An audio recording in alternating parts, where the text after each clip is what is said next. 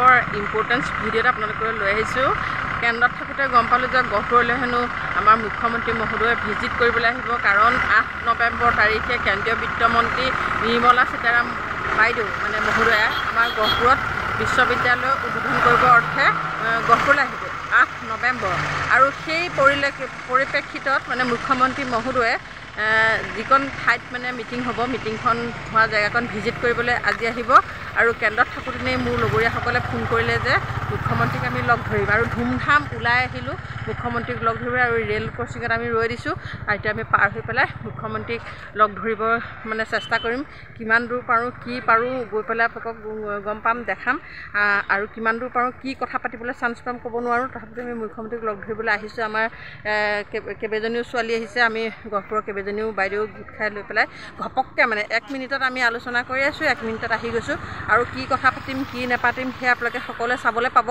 মুখ্যমন্ত্ৰী মহোদয়ক আগত লগ কৰি লওঁ, আপোনালোকক দেখাই থাকিম ব'লক। আৰু আমি বিত্তমন্ত্ৰীক লগ ধৰাৰ প্ৰচেষ্টা চলাইছোঁ, বিত্তমন্ত্ৰীক এখন স্মাৰকপত্ৰ দিয়াও আমি যো-জা কৰিছোঁ আগন্তুক 8 তাৰিখে।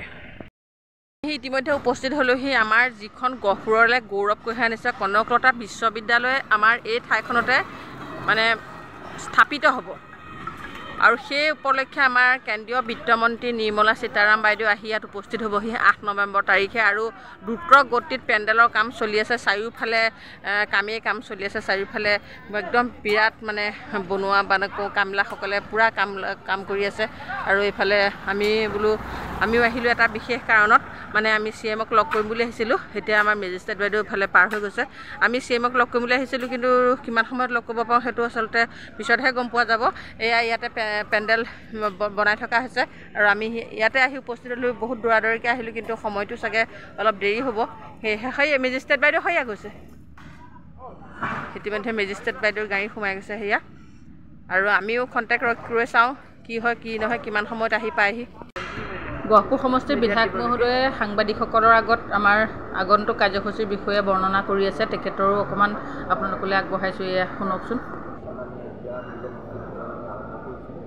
আৰু এইবাৰ তাৰ কাম আৰম্ভ হ'ল।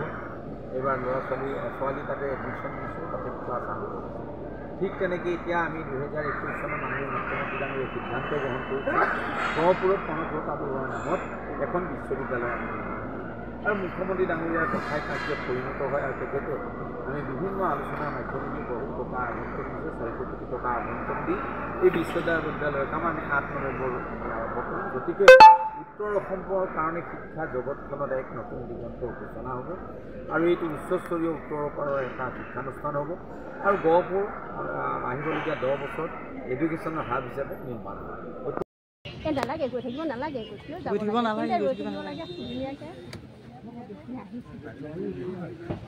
ফটো এখন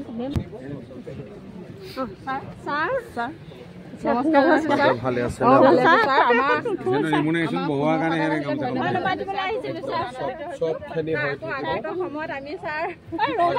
সময়ত আৰু ভাল হ'ব সেইটো বিচাৰোঁ ছাৰ, একদম আৰু ভাল হ'ব লাগে ছাৰ। কৃষ্ণ কৃষ্ণ।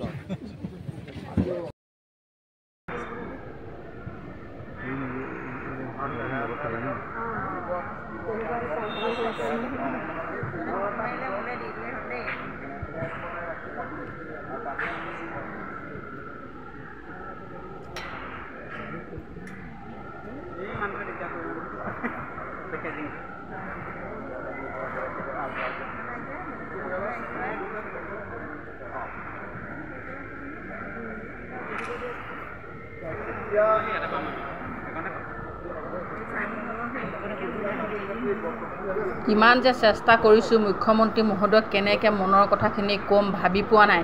ইফালে কেমেৰাটো ঘূৰাওঁ, তেখেতক চাওঁ বুলি, তেখেতক আমালৈ চাই বুলি সিফালে কেমেৰাটো ঘূৰাওঁ।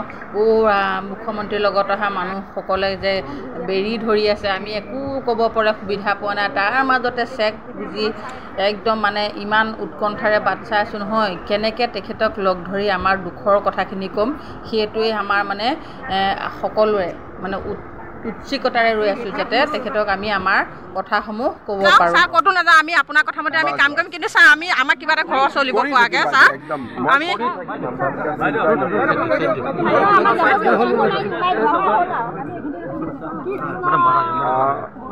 যোৱা বিধানসভা নিৰ্বাচনৰ সময়ত গহপুৰৰ ৰাইজক মই প্ৰতিশ্ৰুতি দিছিলোঁ যে শ্বহীদ কনকলতা বৰুৱাৰ স্মৃতিত আমি গহপুৰত এখন ৰাজ্যিক বিশ্ববিদ্যালয় স্থাপন কৰিম। মুখ্যমন্ত্ৰী মহোদয়ক সুন্দৰকৈ আমাৰ নিজৰ মনৰ কথাখিনি ক'বলৈ বিৰাট আগ্ৰহী হৈ আছিলোঁ। য'তে ত'তে লগ কৰিবলৈ মন গৈ থাকে, কিন্তু ক'তো সুবিধা নাপাওঁ। গুৱাহাটীত গৈতো আমি লগ কৰিব নোৱাৰোঁ নহয় জানো। গতিকে আজি আমি ঠাইতে গহপুৰ আমাৰ মাজমজিয়াত পাই পেলাই ছাৰক লগ কৰিলোঁ, কথা পাতিলোঁ। ছাৰে খালি কৈছে আগন্তুক সময়ত আপোনালোকক আৰু চাম, আপোনালোকে প্ৰতিবাদ নকৰিব বুলি কিন্তু কৈছে দেই। ছাৰে কৈছে আপোনালোকে হুলস্থুলবোৰ নকৰিব।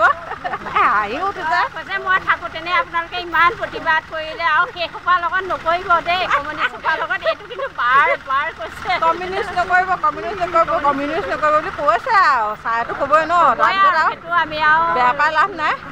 গতিকে ছাৰে কোৱাখিনি আমি শুনিব লাগিব, আমি কোৱাটো ছাৰে অকণ সহায় জনাব লাগিব। ধুনীয়াকৈ শুনিছে, ভাল লাগিলে। ইমান মানে এজন চিএমে ইমান সুন্দৰকৈ শুনিছে বা তেখেতে আমাক দুআষাৰ ধুনীয়াকৈ বুজাই কৈছে, বহুত ভাল লাগিলে। আমি এইটো সুবিধা আগতে পোৱা নাছিলোঁ। আজি বহুত ভাল লাগিলে, happy, I am so' happy. কাৰণ মনৰ কথাখিনি ক'বলৈ বিৰাট হেঁপাহ হৈ আছিলে, কিন্তু আজি ক'ব পাৰিলোঁ, সেইটো এটা ধন্যবাদ জনাইছোঁ মুখ্যমন্ত্ৰী ডাঙৰীয়াক। লগ কৰিলোঁ ছাৰ, ধুনীয়াকৈ কথা ক'লোঁ, ফটো উঠিলোঁ, কি লাগিছে আৰু একদম ধুনীয়াকৈ মনৰ কথাখিনি ক'ব পাৰিলোঁ, সেইটোৱে ধন্যবাদ। আৰু আমাক যে 1500 টকা এটা অকণমান মৰম যাচিছে, সেইটো এটা ধন্যবাদ জনালোঁ। লগতে আগন্তুক সময়ত তেখেতৰ পৰা আৰু আমি বিচাৰিছোঁ, তেখেতে আমাক আৰু দিয়ক আৰু আমাৰ সংসাৰখন চলিব পৰা কৰি দিয়ক, সেইটোৱে বিচাৰিছোঁ নহয় জানো। হয়, তেখেতে ইমান সুন্দৰকৈ কৈছে, আপোনালোকে মই থকালৈকে আন্দোলন নকৰিব, আপোনালোকক একদম বঢ়াই দিম, আপোনালোকক একদম যি আশা চব পূৰণ কৰি দিম বুলি কৈছে। ভাল লাগিলে আজি তেখেতক লগ পাই, অন্ততঃ মনৰ কথাখিনি আমি ভালকৈ ক'ব পাৰিলোঁ হয়নে।